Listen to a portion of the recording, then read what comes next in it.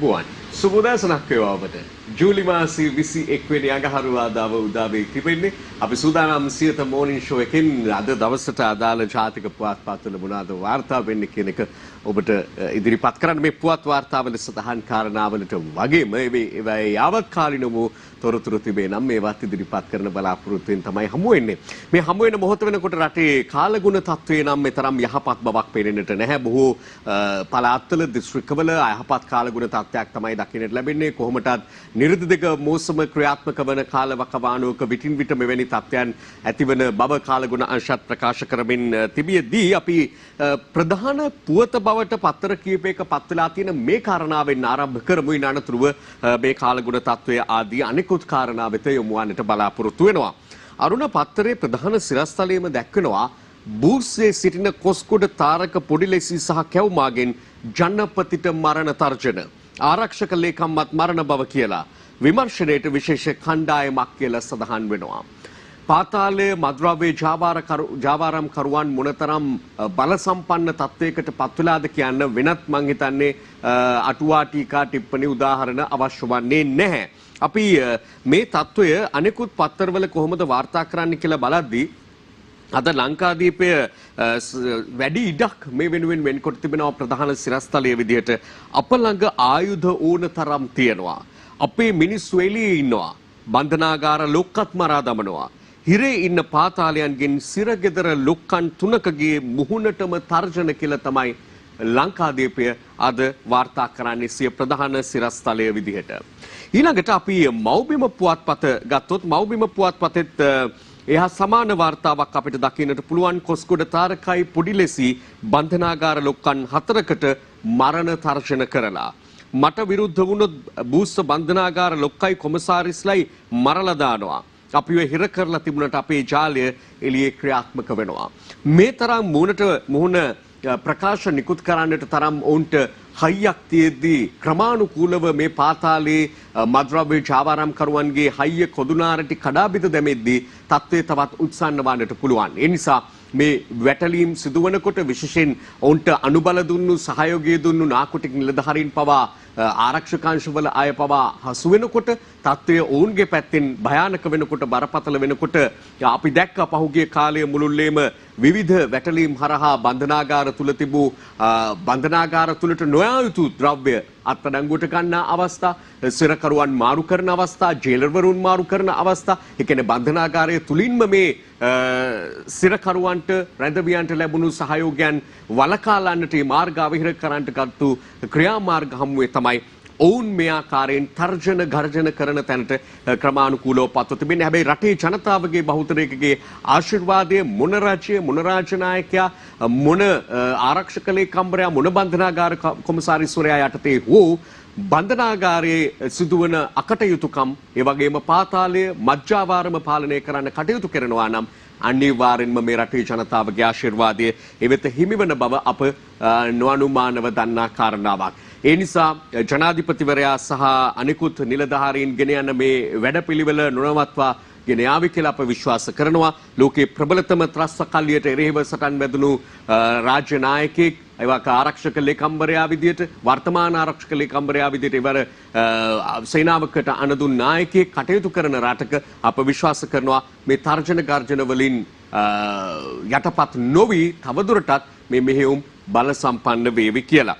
සහ ආරක්ෂාව පිළිබඳ ප්‍රභූන්ගේ සහ බන්ධනාගාර කොමසාරිස්වරයා ඇතුළු අයගේ තවදුරටත් සැලකිලිමත් වන්නටත් සිදු වේවි. මොකද ඔවුන් කරන ප්‍රකාශ සුළුවෙන් තකන්නටත් බෑ, පසකට තල්ලු කර විසිකර දමන්නටත් බෑ. එකවර ඔවුන්ගේ එළියේ සිට ක්‍රියාත්මක වන කණ්ඩායම් සිටින බවත් විදේශ රටවල සිට ක්‍රියාත්මක වන කණ්ඩායම් සිටින බවත් අවසාන වශයෙන් තවදුරටත් අපි අවබෝධ කරගත යුතු කාරණාවක් තිබෙනවා. මේ අයට යම් යම් දේශපාලන රැකවරණ තිබෙන බවත් පහුගිය කාලයේ මුළුල්ලේම අප දන්නා කාරණා. ඒ නිසා ව්‍යාප්තව පවතින මේ පාතාලයේ මජ්ජාවාරුම් සමග මේ ක්‍රියාන්විතයේදී බොහොම සූක්ෂමව තීක්ෂණව මේ කටයුතු සිදු කරන්නට වේවි. අප ඊළඟට අවධානය යොමු කරන්නට බලාපොරොත්තු වෙන්නේ අර මුලදීම සඳහන් කරපු මේ වෙලාවේ පවතින අයහපත් කාලගුණ තත්ත්වය පිළිබඳව.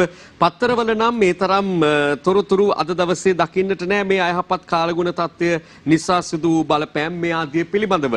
ඊයේ උදෑසන තාම කෙටි කාලයක් ඇතුළත කොළඹ නගරයේ බොහෝ මාර්ග අනෙකුත් දිස්ත්‍රික්කවල පළාත්වල බොහෝ මාර්ග ජලයෙන් යටවන තත්වයක් මේ ආදී වශයෙන් අපට දකින්නට ලැබුණා. අපි බලමු යම් පුවත්පතක ඒ පිළිබඳ සඳහනක් තිබෙනවාද කියලා. අද දවසේ මේ බලමින් ඉන්නේ දින මින පුවත්පත එහි තියෙනවා.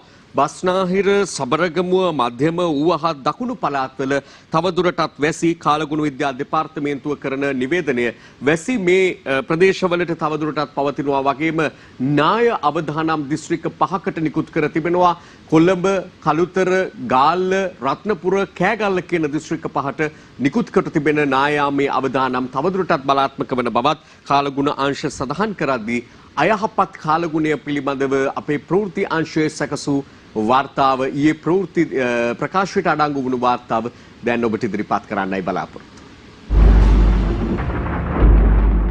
මේ වන විට දෙවයිනේ ප්‍රදේශ කිහිපයකට බලපෑ ඇති අයහපත් කාලගුණය හේතුවෙන් බස්නාහිර සබරගමුව දකුණ සහ ඌව යන පළාත්වල ස්ථාන කිහිපයකට වර්ෂාවෙන් බලපෑම් මෙල්ල වී තිබෙනවා. ඒ අනුව එම ප්‍රදේශවලට දැනට බලපෑ ඇති වැසි සහිත කාලගුණික තත්ත්වය ඉදිරි දින කිහිපයේදීත් බලාපොරොත්තු විය හැකි බවයි කාලගුණ විද්‍යා දෙපාර්තමේන්තුව පවසන්නේ. පවතින අධික වැසි සහිත කාලගුණ තත්ත්වයේ හේතුවෙන් ප්‍රදේශ කිහිපයක් අද දින ජලයෙන් යටව තිබුණා.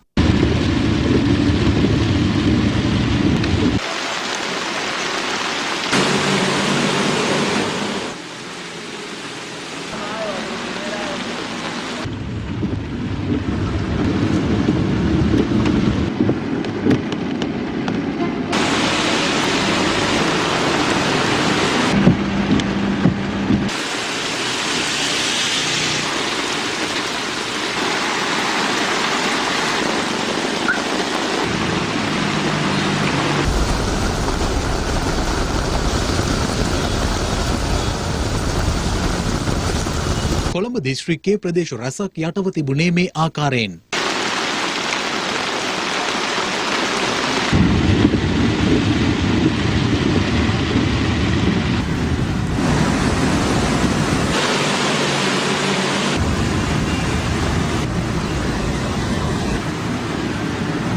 මේ අතර ජාතික ගොඩනැගිලි පර්යේෂණ සංවිධානයේ විසින් නායාම පිළිබඳව නිවේදනයක් නිකුත් කරමින් අවදානම් කලාප ලෙස කොළඹ දිස්ත්‍රික්කයේ සීතාවක ප්‍රදේශය සහ ගාල්ල දිස්ත්‍රික්කයේ නාගොඩ ඇල්පිටිය, නියගම, ඉමදුව සහ බද්දේගම යන ප්‍රදේශات, කළුතර දිස්ත්‍රික්කයේ බුලත් සිංහල, මතුගම, පාලින්ද නුවර, වලල්ලාවිට සහ අගලවත්ත යන ප්‍රදේශات, කෑගල්ල දිස්ත්‍රික්කයේ දෙහිඔවිට ප්‍රදේශය මෙන්ම රත්නපුර දිස්ත්‍රික්කයේ ඇහැලියගොඩ ඇතුළු කුරුවිට යන ප්‍රදේශات නම් කර තිබෙනවා. මේ අතර නායාමක් හේතුවෙන් දක්ෂිණ අධිවේගී මාර්ගයේ පින්නදුව සහ ඉමදුව අතර කොටස වසා දැමීමට අද දින සිදු වුණා.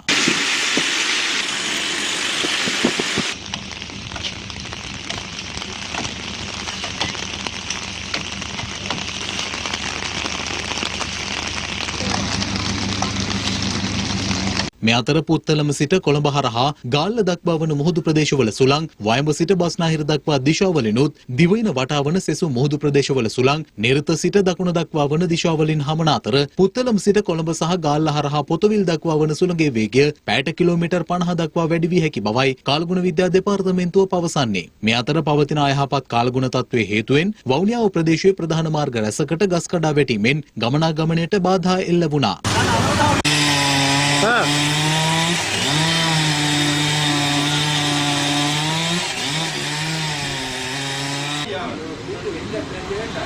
අයහපත් කාලගුණයෙන් දැනට සිදු වී ඇති අපට වාර්තා වී ඇති බලපෑම්වල තත්ත්වය තමයි ඔබ දැක්කේ. මීට වඩා තත්ත්වය බරපතල වන්නට පුළුවන්. ඇතැම් වෙලාවට තම තොරතුරු වාර්තා වෙමින් තිබෙනවා වන්නට පුළුවන්. ඒ වගේම ඉදිරි පැය කිහිපෙත් මේ අයහපත් කාලගුණ තත්ත්වය පවතින බව තමයි කාලගුණ විද්‍යා දෙපාර්තමේන්තුව දැනට නිකුත් කොට තිබෙන නිවේදනවල සඳහන් වෙන්නේ. මේ අතර දින මින පුවත්පතේ මෙන්න මේ කාරණාවට ප්‍රධාන පුවත නොවුනාට මේ වෙත අවධානය යොමු කිරීම වටී.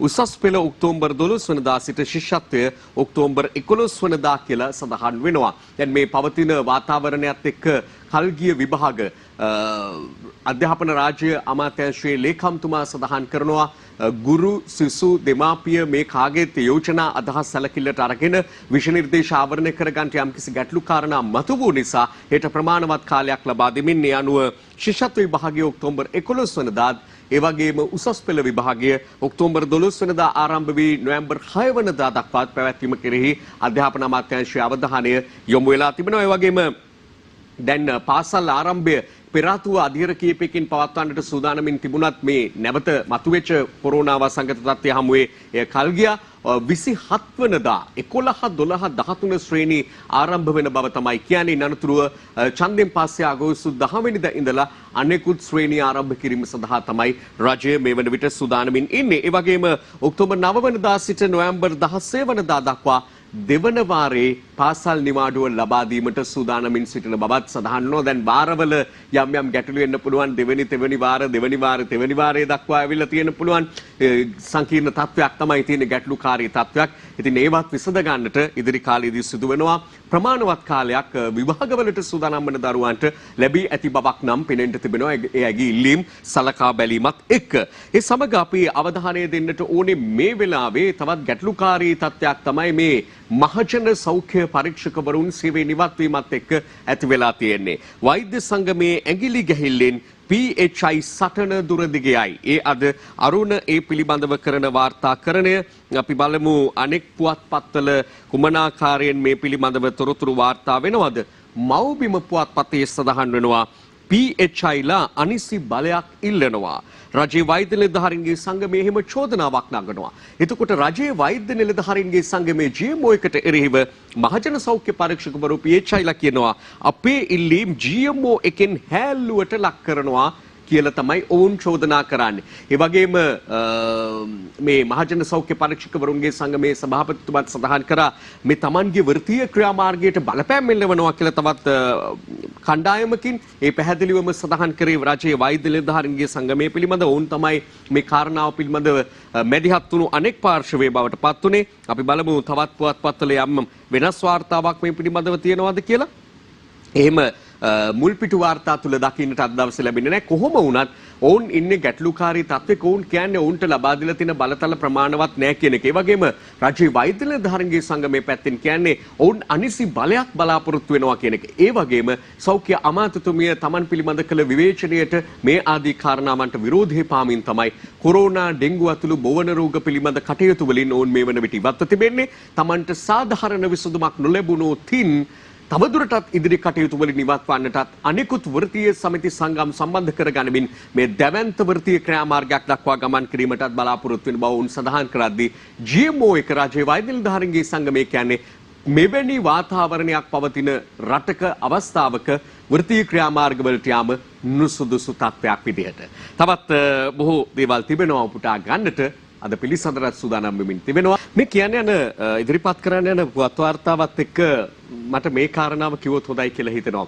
ලෝකේ බොහෝ අග්‍රගණ්‍ය සහ වටිනා නිර්මාණ බිහි වෙන්නේ ඊටාම දුෂ්කර කාලවල. ඒකට ඔබත් එකග වෙයි කියලා අපි විශ්වාස කරනවා. ඒ වගේ අඳුරු වලාවන් තුල රිදී රේඛාවක් හමුණු අවස්ථාවක් පිළිබඳව තමයි මේ පුවත් වාර්තාව ලොව තෙවැනි විශාලතම ඇප් වෙළඳපළ බවට Huawei App Gallery පත්වේ කියන මේ ලංකාදීප පුවත්පතේ අද දැක්වෙන වාර්තාව. මේ වාර්තාව හොඳින් විමසා බලද්දී තියෙනවා ලෝකයේ තුන්වෙනි විශාලතම ඇප් ගැලරි එක බවට තමයි මේ Huawei App Gallery එක පත්වෙන්නේ. බැංකු, ඒ වගේම සමාජ ජාලා මාධ්‍ය, කුලී රථ සේවා, ඊළඟට ගේම්ස් මේ ආදී හැමදේම වගේම ඉදිරියේදී ඔබට අපවත් බලන්න පුළුවන් අවස්ථාවක්, අපි වැඩසටහන් මෙවත් නරඹන්න පුළුවන් අවස්ථාවක් Huawei ජංගම දුරකථන, ස්මාර්ට් ජංගම දුරකථන භාවිත කරන ඔබට ලැබෙන බව අපි විශේෂයෙන් සඳහන් කරන්නට ඕනේ. Huawei Y6 ආදී නවතම ජංගම දුරකථන භාවිත කරන ඔබට ඉදිරියේදී මේ පහසුකම ලැබෙන බව අපි සඳහන් කරනවා. මේ තමයි ලෝකයේ තුන්වෙනි විශාලතම ඇප් ගැලරි එක කියන එකත් යලිත් වතාවක් කියන්න ඕනේ. නැවත කියන්න තියෙන අර හොඳම දේවල් දුෂ්කර කාලවලදී නිර්මාණය වීමේ තත්ත්වය මේ වෙලාවේ අපට Huawei ආයතනයෙන් දකින්නට පුළුවන්කම ලැබෙනවා. අපි ඒ සමග තවත් මුල්පිටු වාර්තා කිහිපයකටත් යලිත් අවධානය යොමු කරමු. එහිදී දිවයින පුවත්පතේ ප්‍රධාන සිරස්තලයේ දකින්නට පුළුවන් රාජගිරියේදී තරුණයෙකු අනතුරට ලක් කිරීම, පාටලීට, රියදුරුට, ASP අස්මඩලට සිතාසි. මේ කාරණාවත් කලකමුළුල්ලේ ඇදමින් පවතින කාරණාවක් කියලා අපට පෙනෙන්නට තියෙනවා. මේ සංදීප් කියන තරුණයාට සිදු වූ අනතුර පිළිබඳව නීතිමය ක්‍රියාමාර්ග ගනිමින් මේ පිළිබඳ නීතිමය කාරණා ඉදිරියට ක්‍රියාත්මක වීමෙන් එනකොට දිවයින පුවත්පතේම පාටලි චම්පික රණවක හිටපු අමාත්‍යවරයාට අදාළ වෙන තවත් කාරණාවක් තියෙනවා. පාටලි, රාජිත, ශානි ඇතුළු පිරිසට නොතීසි නිකුත් කරන්න දේශපාලන පරිගැනීම් කොමිසමේ සභාපති නියෝග කරයි. එහෙම සිද්ධ වෙනකොට දේශපාලන පරිගැනීම් පිළිබඳ කොමිසමේ සභාපතිවරයා එහෙම නියෝග කරනකොට අපිට අද අරුණ පුවත්පතේ දකින්නට ලැබෙන්නේ ඒ වගේම මව්බිම පුවත්පතේ දකින්නට ලැබෙන්නේ මෙහෙම සිරස්තලයක් ඊට අදාළව. රවි රිෂාඩ් ගැන පොලිස් පරීක්ෂණ අත්හිටුවන්න මැකෝ වැඩබලන පොලිස්පතිට කියයි. ඒකම මව්බිම පුවත්පත වාර්තා කරනවා මේ ආකාරයට. පාස්කු ප්‍රහාර පරීක්ෂණයට මැකෝ හරස් වෙයි. කොමිෂන් සභා රැස්වීමෙන් පරිබාහිරව ගත් තීරණයක් කියලත් මව්බිම පුවත්පත මේ පිළිබඳව වාර්තා කරනවා. මේ මැතිවරණ කාලයක් නිසා මැතිවරණයේ අපේක්ෂකයෝ විදිහට ඉදිරිපත් වෙලා ඉන්න අය පිළිබඳ තත්වයන් හිදී සිද්ධීන් හිදී බලපාන ආකාර තිබෙනවා. එයින් එක් අවස්ථාවක් විදිහට අපිට මේ සලකන්නට පුළුවන්කම තිබෙනවා. දැන් මව්බිම වාර්තා කර තිබෙන ආකාරයටම නෙවෙයි අතම් පුවත්පත් අතම් මාධ්‍ය මේ පිළිබඳව වාර්තා කරන්නේ. මෙය මැතිවරණයේදී මේ අපේක්ෂකයන්ට යම් බලපෑමක් ඇති කරන කාරණාවක් වන නිසා මේ ගැන කටයුතු කරන්න මේ ගැන සොයා බලන්නට කියන එක මැතිවරණ කොමිසමේ සභාපතිතුමා ඉල්ලා සිටි බව. ඒ වගේම තමයි දේශපාලන පරිගැනීම් පිළිබඳ කොමිසමට සාක්ෂි ප්‍රකාශ ලබා දීමට යන අය මාධ්‍යයට ඇවිත් කියන කතා පිළිබඳවත් අවධානය යොමු කරන්නට කියන එක මැතිවරණ කොමිසමේ සභාපතිතුමා පෙරාතුවම සඳහන් කළා. මොකද ඒවායේ බලපෑම් යම් පාර්ශවයක් ප්‍රවර්ධනය වන්නටත් යම් පාර්ශවයකට අගතියක් සිදුවන්නටත් බලපෑම් සිදුවන නිසා. අපි ඒ අතරේ අද දකින තවත් සුවිශේෂී තත්ත්වයක් තමයි මේ කාරණාවක් පුවතක් තමයි පත්තර කීපෙම තියෙනවා. මගේ ඇමති මණ්ඩලයට හොරුන් ගන්නේ නැහැ දේශපාලනඥයන්ගේ වත්කම් බැරකම් අන්තර්ජාලයෙන් ප්‍රසිද්ධ කරනවා කියලා සජිත් ප්‍රේමදාස සමගි ජන බලවේගයේ නායකතුමා කියනවා ඔවුන්ගේ ප්‍රතිපත්ති ප්‍රකාශයේ එළි දැක්වීමේ අවස්ථාවට සහභාගී වෙමින්. හැබැයි වැඩිදුර යන්න ඕනේ ඊයේ පෙරේද පත්තරවලම මේ දේශපාලනඥයන්ගේ අපේක්ෂකයන්ගේ වත්කම් බැරකම් ප්‍රකාශ ලබා දීමේදී මේ කියන කොයි පාර්ශවවලත් අය තාම ඇතැම් පිරිසක් වත්කම් බැරකම් ප්‍රකාශ ලබා දී නැහැ කියලා චෝදනා තියෙනවා. එහෙම තිබියදී තමයි එතුමා මෙහෙම ප්‍රකාශයක් නිකුත් කරන්නේ. ඔය අතරේ දිනමින අද ප්‍රධාන සිරස්තලයේ විදිහට පෙන්වන, ඒ වගේම ලංකාදීප පුවත්පතේ ඡායාරූප සහිතව පළ කරන ඊයේ සිද්ධ වෙච්ච නොසලකිල්ල මත වුණු අනතුරක් පිළිබඳව අපට තොරතුරු තිබෙනවා. බස් රේස් එක යුද හමුදා ලාන්ස් කෝප්‍රල් බිලිගනි. නුගේගොඩ ගුවන් පාලම උඩ අනතුරෙන් හමුදා කැබ්රිය කුඩේ කුඩු බස් රියදුරා 29 තෙක් රිමාන්ඩ්. ඒ CCTV දර්ශන දකිද්දි බොහොම පැහැදිලිව පේනවා රේස් එකේ ආපු බස් එක අනෙක් බස් එක ඉස්සර කරමින් වැරදි මන්තිරු වෙනවා.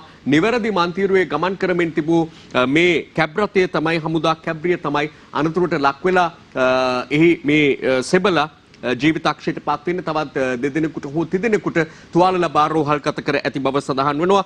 මෙවැනි රියදුරන් පිළිබඳව නොසැලකිලිවත්ව රිය දහවණය කරන හිතා මතාම ජීවිත අනතුරේ හෙළන බස් රථයේ ජීවිතත් අනතුරේ අද අර ඉදිරියෙන් ආපු කැබ්රියේ ජීවිතත් අනතුරේ සිද්ධ වෙන්නේ ගුවන් පාලමක් මත. තව පොඩ්ඩක් එහෙම වුණා නම් පාලමෙන් වීසි වුණා නම් එළියට ඊට වඩා අනතුර බරපතලයි. ඒ නිසා මෙවැනි අය පිළිබඳව දැන් ඔබ දකින්නේ පිළිබඳ CCTV දර්ශන මේ අනතුරු සිදු වූ ආකාරය පිළිබඳව එයින් ඔබට පේනවා ඇති මෙහි භයානකකම කොතරම්ද කියන එක. ඒ නිසා මෙවැනි රියදුරන් පිළිබඳව නීතිය හොඳින්ම ක්‍රියාත්මක විය යුතුයි කියන එක තමයි මේවා අහන දකින ඕනම කෙනෙක් කියන්නේ. බස් ගැන එහෙම කියන්න වෙනකොට බස් කර්මාන්තයේ නියුතු හැමෝම ඔහොම නැහැ. බොහොම විනීතව ඉක්මීමෙන් රිය පදවන අයත් ඉන්නවා. අමරවීරගෙන් බස් හිමියන්ට සහනයක්. අපි බලන්න ඕනේ මොන විදිහේ සහනයක්ද මේ ලබා දෙන්නේ කියන එක. මොකද බස් සංගම් මේ වෙලාවේ දැඩි ගැටලු වලට මුහුණ පාමින් ඉන්නවා. ගැමුණු විචරත්න මහත්මයා එහෙම සඳහන් කරනවා මේ තියෙන තත්ත්වයට 50%යි බස් ධාවනය කරන්න පුළුවන්කම තියෙන්නේ කියලා. අපි බලමු අමරවීර ඇමතුමා මොකද්ද දෙන්න යන්නේ. බස්නාහිර පළාත තුල ධාවනය කරන බස් රථ සඳහා ලොක් ෂීට් ගාස්තු අය කිරීම වෙනුවට තාවකාලික සහනයක් අගෝස්තු 31 වනදා තෙක් ලබා දෙන ලෙස ප්‍රවාහන හා මගී ප්‍රවාහන කළමනාකරණ ඇමති මහින්ද අමරවීර මහතා බස්නාහිර මාර්ගස්ථ මගී ප්‍රවාහන අධිකාරියට උපදෙස් දුන්න බව සඳහන් වෙනවා. ගැමුණු විචරත්න මහත්මයා ඇතුළු සංගම් මතු කළ තවත් එක් කාරණාවක් ඔවුන් අපහසුතාවයට පත්වන කාරණාවක් තමයි ලොක් ෂීට් ගාස්තු කියලා කියන්නේ. ඒ නිසා ඒ පිළිබඳ යම් මැදිහත් වීමක් වෙනවා. හැබැයි අපි විශ්වාස කරනවා එය ප්‍රමාණවත් මැදිහත් වීමක් විදියට බොහෝ විට සලකන එකක් නෑ. ඉන්ධන පිළිබඳව බරපතල ගැටලුවක් මේ බස් කර්මාන්තයට ඇති වෙලා තිබෙනවා. මිල ගණන් පිළිබඳව මේ ආදී තත්ත්වයන් මත පදනම් වෙලා අපි පිළිසඳරට යොමු වෙන්නට ඕනේ, විරාමයට යන්නට ඕනේ. ඊට පෙර මෙන්න මේ උපුටා ගැනීම කරන්න බලාපොරොත්තු වෙන අරුණ පුවත්පතෙන් මේ වන විට කොවිඩ් වසංගතයේ ශ්‍රී ලංකාවේ තත්ත්වය පිළිබඳව මුළු රෝගීන් ගණන 2730යි, සුව වූ ගණන 2041යි. යනුව ප්‍රතිකාර ලබන සංඛ්‍යාව 678ක් ලෙස තමයි දැනට වාර්තා වෙන්නේ. යතර ඊට පහළින් තියෙනවා තිරුපති කෝවිලේ හිටපු ප්‍රධාන පූජක කොරෝනාවෙන් මියයි. තවදුරටත් තිරුපති යනවද නැද්ද කියන එකත් බොහෝ දෙනෙකුට හිතන්න හොඳ පුවතක් ලෙස දකිමින් අපි විරාමයේ කරා ගමන් කරමු. ඒ අනතුරු අද පිළිසඳරෙන් අපට මුණ ගැසෙන්නේ හිටපු පාර්ලිමේන්තු මන්ත්‍රී මයන්ත දිසානායක මැතිතුමන්.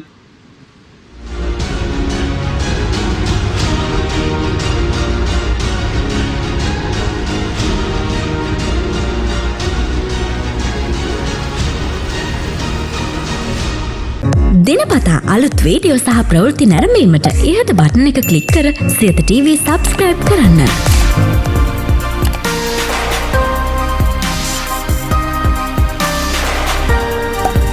අලුත් වීඩියෝ ගැන මුලින්ම දැනගන්න මෙම සීනුව ක්ලික් කරන්න.